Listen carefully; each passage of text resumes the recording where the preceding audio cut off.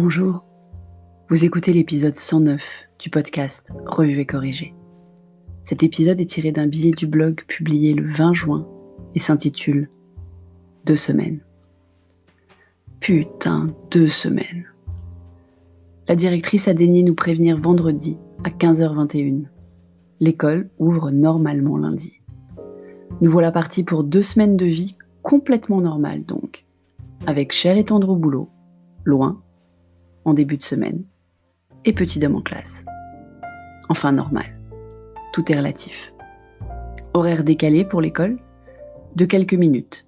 Chaque classe a son propre créneau de 5 minutes le matin pour entrer et de 5 minutes le soir pour sortir. Enseignant de remplacement, puisque le maître ne revient pas. Et plus d'activités extrascolaires au regard de la dernière quinzaine avant les vacances, période sans activité normalement. Mais bon, c'est déjà ça. Sociabilisation, rythme, activité physique à la récré. Petit homme va se rappeler ce qu'est l'école, et c'est pas mal. Mamie le garde les mercredis et les samedis matins pour finir le programme, parce que je doute qu'un enseignant remplaçant se préoccupe de cette broutille et se lance dans le passé composé et les accords avec l'auxiliaire être pour les 8 jours de classe qu'il reste. Nous, on va donc s'occuper plutôt de la préparation de l'année prochaine. On va enfin pouvoir aller visiter le nouvel établissement de Petit Homme et rencontrer le directeur. Je lui ai montré un peu le site, il a adoré qu'il y ait autant de choix à la cantine. Il va falloir que je retravaille son sens des priorités. On va aller chez Ikea, aux joies, pour lui acheter un bureau, un vrai. Non seulement il grandit, mais en plus quelque chose me dit qu'il aura plus de devoirs l'année prochaine. Le seul souci, c'est qu'on va devoir y aller pendant que Petit Homme est à l'école. On a choisi sur le site pour qu'il ait son mot à dire quand même. Bien sûr, son choix n'est pas disponible. On a encore quelques jours avant d'y aller. On espère qu'ils vont réapprovisionner. On va donc réaménager sa chambre pour la 2e fois en moins de 3 mois.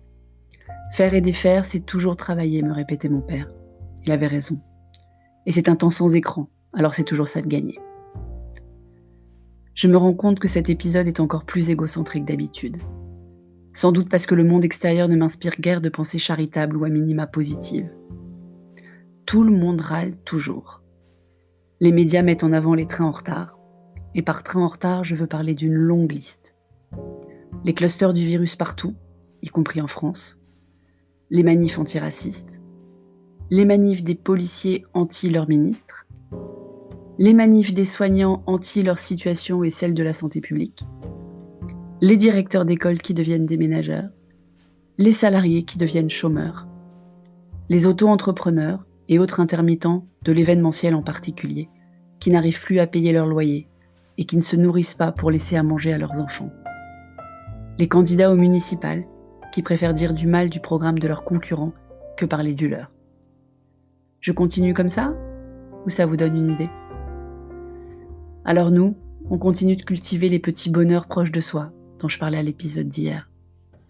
La météo qui s'éclaircit, les fruits de saison qu'on trouve au marché, la finale en chanson de ce soir, les moments en famille qu'on continue d'essayer de préserver malgré une reprise de plus en plus proche de la vie d'avant.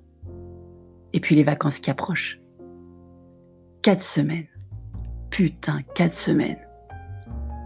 Merci de m'avoir écouté. Si vous écoutez sur Apple, surtout laissez un commentaire avec vos 5 étoiles et sur toutes les plateformes de balado-diffusion, abonnez-vous et partagez. À bientôt.